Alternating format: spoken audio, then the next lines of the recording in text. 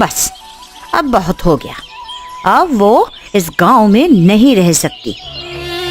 जब तक वो गांव में रहेगी तब तक हम में से कोई भी चैन से नहीं जी पाएगा। अरे मेरी बेटी ने कल उसका चेहरा देख लिया था तो वो रात भर नहीं सो पाई। वे इतना डर गई थी कि उसका नाम लेकर चीख कर उठ जाती थी। अरे जब से मेरे बेटे ने उसका चेहरा देखा है तब से उसका भी कुछ ऐसा ही हाल है। वह तो घर से बाहर निकलने में भी डरता है।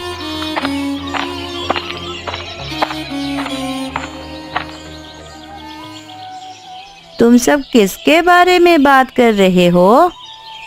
अरे इस गांव में एक ही तो है जिसका चेहरा देखकर हमारे बच्चे डर जाते हैं। अगर तुम्हारे बच्चे उसका चेहरा देखकर डरते हैं तो तुम सब उन्हें समझाती क्यों नहीं? अरे हम सब अपने बच्चों को क्या समझाए?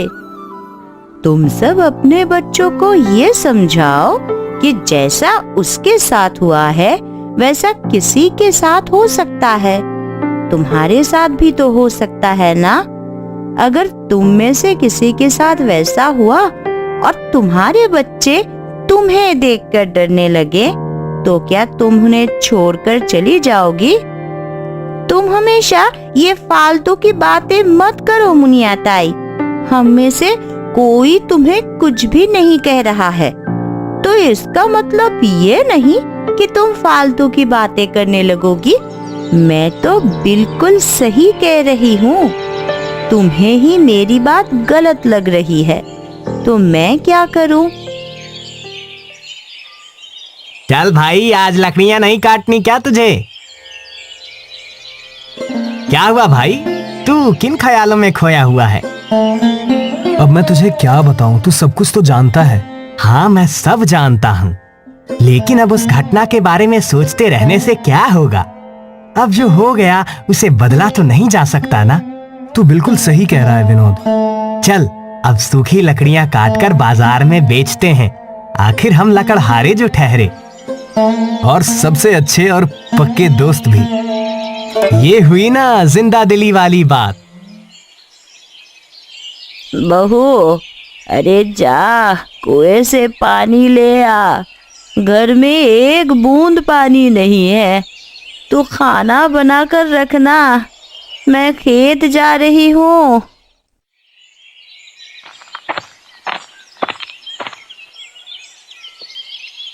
कैसे हो सुलोचना बहन? मैं बिल्कुल ठीक हूँ रश्मि बहन, तुम कैसी हो? मैं तो बिल्कुल ठीक हूँ। अब तुम्हारे घाव कैसे हैं? मेरे घाव तो पूरी तरह से भर गए हैं, लेकिन मेरे मन में जो घाव लगे हैं शायद वो कभी नहीं भर पाएंगे। कैसे मन का घाव? मैं कुछ समझी नहीं। बहुत प्यास लगी है, पानी पिला देना चाची।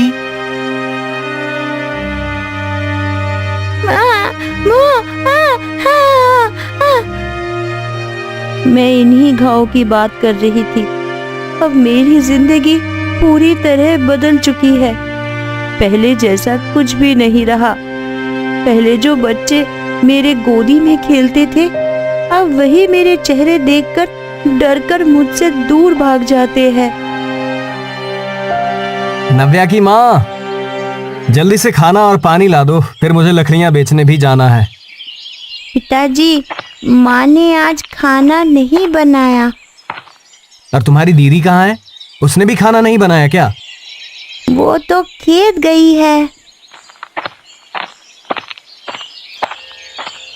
क्या हुआ सुलोचना, तुमने खाना क्यों नहीं बनाया?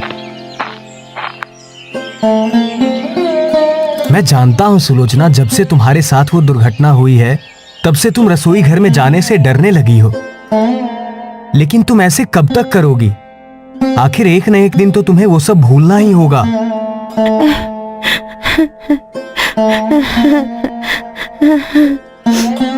वह बात नहीं है जी, मैं कुछ और ही सोच रही हूँ। तुम क्या सोच रही हो? मैं ये सोच रही हूँ कि क्या इंसान का चेहरा ही मायने रखता है, उसके मन और आचरण के कोई मायने नहीं है। मैं तुम्हारी बात समझा नहीं। जब मेरा चेहरा सुंदर था तब लोग मेरे पास आते थे, मुझे चोरी चोरी निहारते थे, और अब जब मेरा चेहरा जल चुका है तब लोग मेरी तरफ देखना भी पसंद नहीं करते, मुझे देखते ही डरकर भाग जाते हैं। यही दुनिया है भाग्यवान। ऊपरी सुंदरता सब देखते हैं, मन कोई नहीं टटोलता। अगर लोग मन देखने लगे ना तो आज काला गोरा दुबला पतला रूप कुरूप का भेद ही नहीं होता। आप बिल्कुल सही कह रहे हो जी। अरे मैं तो अपने ही ख्यालों में खोई हुई थी। आपके लिए खाना बनाना तो भूल ही गई। अभी जाती हूँ और गर्मा गर्म रोटियां सेकती हूँ। सुलोचना, अरे ओ सुलोचना, कहाँ छुपी बैठी है? बाहर निकल। अरे बहुत हो गया, अब मैं तेरी हरकतें बर्दाश्त नहीं करूंगी। क्या हुआ? तुम दोनों इतने गुस्से में क्यों हो? देख, मैं तुझे एक बात साफ साफ बता देना चाहती हूँ। तुझे देखकर हमारे बच्चे डर जाते हैं, इसलिए तू अपना चेहरा छुपा कर रखा कर। हाँ, और मेरी बात मान तो तू घर से बाहर ही मत निकला कर। पहले की बात और थी और अब की बात और है। आखिर सुलोचना ने ऐसा क्या किया है जो तुम दोनों इससे इस तरह बात कर रही हो? इसने जो कुछ भी किया है इसे अच्छी तरह मालूम है, इसी से पूछ लेना। ये दोनों किस बारे में बात कर रही थी सुलोचना? इन्होंने तुम्हें इतना कुछ सुनाया लेकिन तुमने इनकी बात का जवाब नहीं दिया। बताओ तो सही, आखिर हुआ क्या है जो तुम्हारी सहेलियों ने इतना कुछ? ये नहीं बताएगी, मैं आपको सब कुछ बताती हूँ।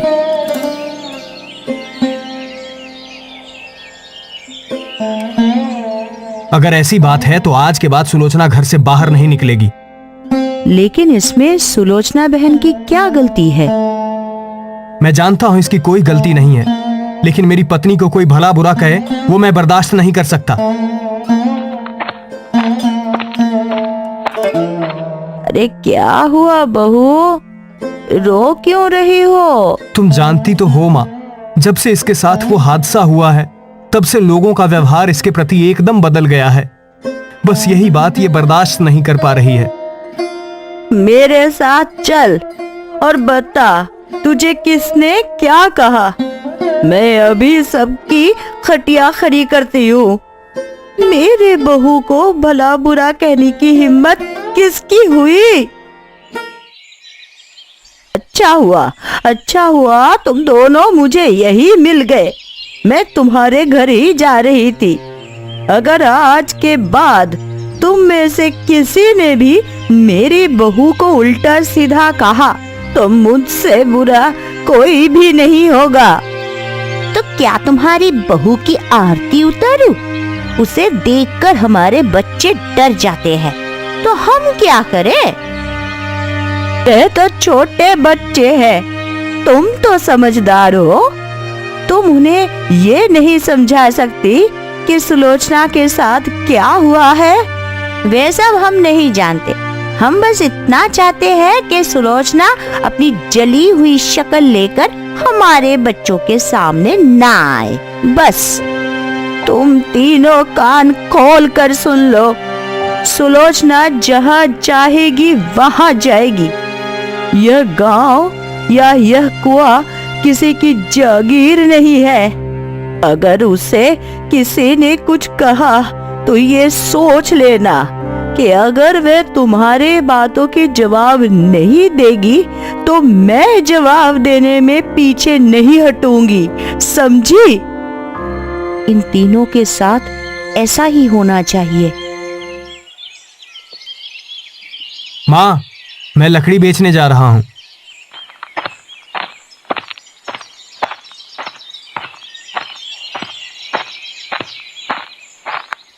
लकड़हारा आया, सूखी लकड़ी ले लो।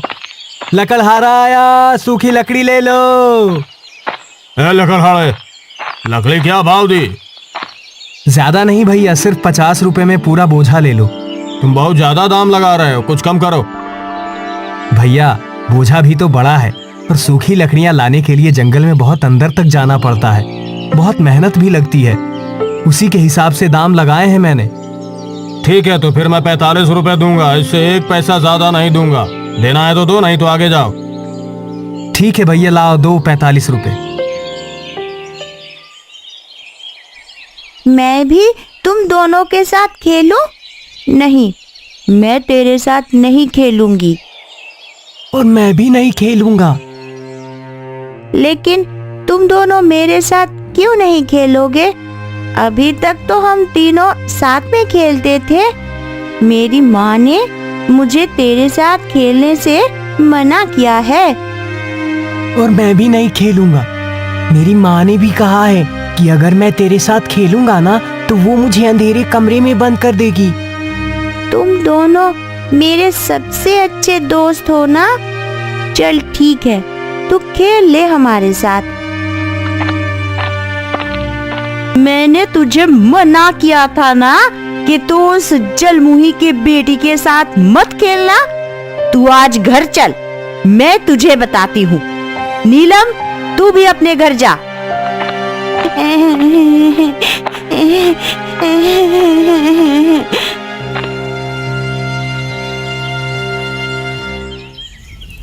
क्या हुआ नव्या, तू रो क्यों रही है? मैं कन्नू और नीलम के साथ लंगड़ी खेल रही थी, तो वह कन्नू की माँ आकर उसे डांटते हुए बोली, तू इस जलमुही की बेटी के साथ मत खेल। माँ, ये जलमुही क्या होता है? जिसे भगवान सबसे सुंदर बनाता है उसे ही जलमुही कहते हैं, समझी? मेरी माँ का मुंह जला हुआ है, तो क्या वे सबसे सुंदर है? हाँ, तेरी माँ सबसे सुंदर है। नव्या की माँ, मैं घर आ गया हूँ, खाना लगा दो।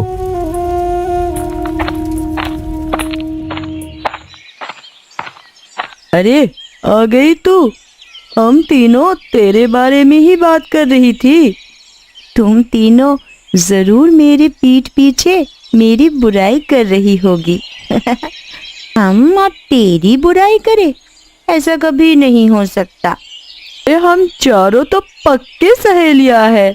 हमारी दोस्ती की तो लोग कसमें खाते रहते हैं, कसमें। तो फिर बताओ, तुम तीनों मेरे बारे में क्या बातें कर रही थी? अरे, सरिता मुझसे कह रही थी कि सुलोचना इस गांव की सबसे सुंदर औरत है। तुझसे शादी करके तेरे पति की तो किस्मत ही खुल गई।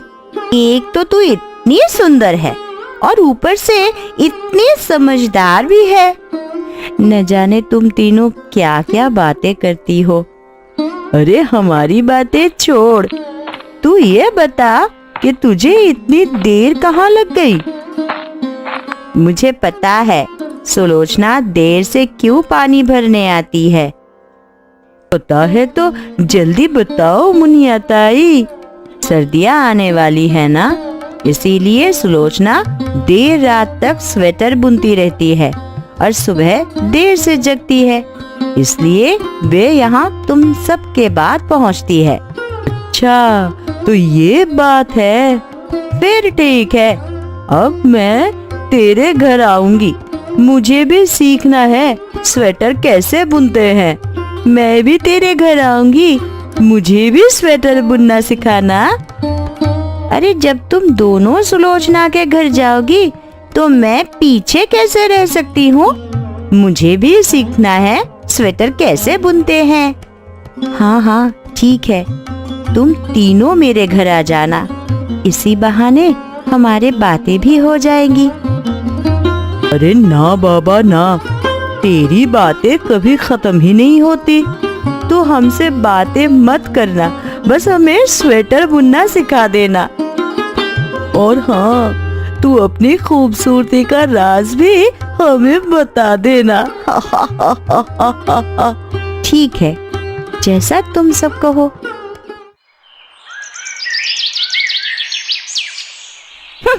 सुबह सुबह इसका मुंह देख लिया। अब न जाने दिन भर कौन कौन से परेशानियां आएंगी। सही कहा तूने, अब तो मेरा पूरा दिन खराब जाने वाला है। अरे अब क्या कहूँ ऐसे बेशर्म लोगों को। कल इसकी सास ने हम सब से जो कुछ भी कहा उसके बारे में मैंने अपनी सास को बताया था। अरे तो उन्होंने क्या कहा? उन्होंने जो कुछ भी कहा वो कुछ दिनों में ही तुम सबको पता चल जाएगा। लकड़हारा आया, सूखी लकड़ी ले लो। लकड़हारा आया, सूखी लकड़ी ले लो। ओ लकड़हारे सुन, आज के बाद यहाँ दिखाई दिया ना तो तेरे लिए अच्छा नहीं होगा। अगर तू अपनी भलाई चाहता तो आज के बाद इस मोहल्ले में दिखाई मत देना। क्या हुआ भाई, तुम मुझसे ऐसा क्यों कह रहे हो? बन तो ऐसे रहा है जैसे तू कुछ जानता ही नहीं। अब तू भोले भाले गांव वालों को और बेवकूफ नहीं बना सकता। अब हम सबको पता चल चुका है कि तू अपनी लकड़ियों पर जादू टोना करता है ताकि तू उन्हें ज्यादा और ऊंचे दाम पर बेच सके। तेरे जादू टोने की वजह से ही तेरी पत्नी भी जल गई। तू क्या चाहता है कि हम सब भी जल जाएं? ये तुम क्या कह रहे हो भाई? मेरी तो कुछ भी समझ में नहीं आ रहा है। चला जा यहाँ से।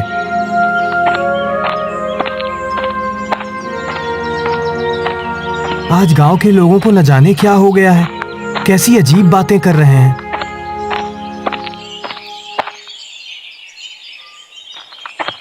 पापा आ गए, पापा आ गए। पापा, आज मेरे लिए खाने को क्या लाए हो? अरे क्या बात है, आज तो बहुत परेशान लग रहा है। ना जाने आज गांव के लोगों को क्या हो गया है, वो अजीब बातें करने लगे हैं।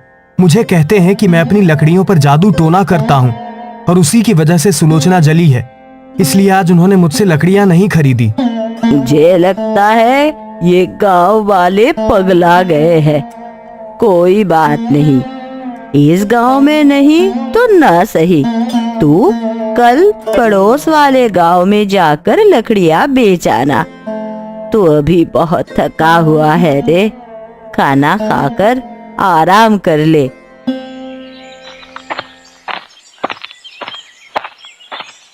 मैं तेरा वहाँ चौराहे पर इंतजार कर रहा हूँ और तू यहाँ सिर पर हाथ रखकर बैठा है। क्या हुआ, जंगल नहीं चलना क्या? नहीं विनोद भाई, मुझे जंगल नहीं जाना। क्या बात है, तू कल भी जंगल नहीं गया था? तबीयत पानी तो ठीक है ना? तबीयत पानी तो सब ठीक है, तू खुद देख ले, पूरे आंगन में लकड़ियों के बोझे रखे हुए हैं। न जाने क्यों मुझसे कोई भी लकड़ी खरीदने को तैयार ही नहीं है। लोगों को लगता है कि मैं लकड़ियां बेचने के लिए जादू टोना करता हूँ। मुझे लगता है तेरे खिलाफ किसी ने बहुत बड़ी साजिश रची है। लगता तो मुझे भी ऐसा ही है, लेकिन मेरी किसी से कोई दुश्मनी नहीं है। तो फिर वो कौन है जो मेरे साथ ऐसा कर रहा है?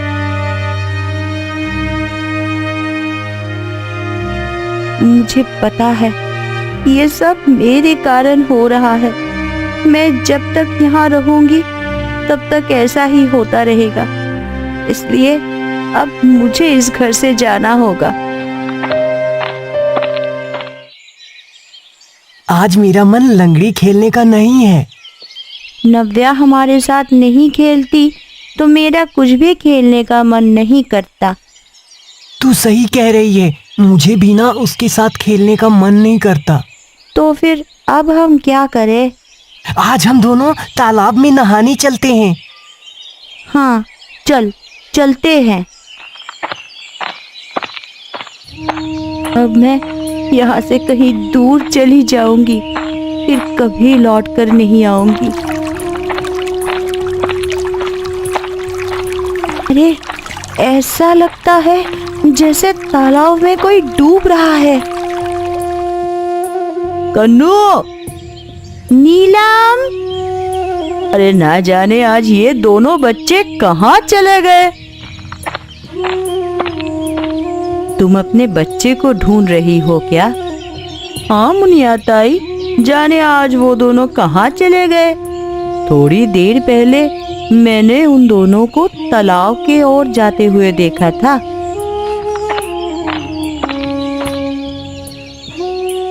तू मेरे बच्चों के साथ क्या कर रही है? दूर हट इनसे। माँ, आप चाची को डांटो मत। इन्होंने हम दोनों को तालाब में डूबने से बचाया है।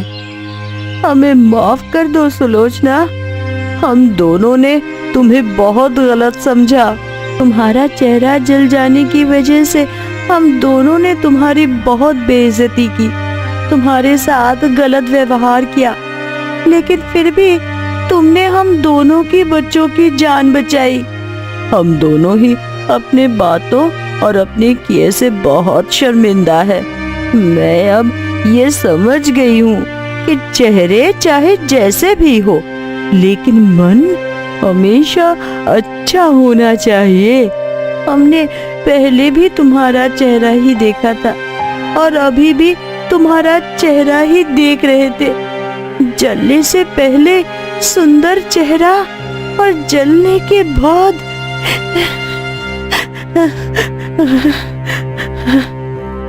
कोई बात नहीं, जो होना था वो हो गया। अब मैं अपनी यह शक्ल लेकर इस गांव से दूर जा रही हूँ। नहीं नहीं, तुम इस गांव से कहीं नहीं जाओगी। मुझे मत रोको, मुझे यहाँ से जाने दो। मेरी वजह से अब मेरे पति से कोई भी लकड़ियाँ नहीं खरीदता। उल्टा लोग उन पर इल्जाम लगाते हैं कि वो लकड़ी बेचने के लिए जादू टोना करते हैं।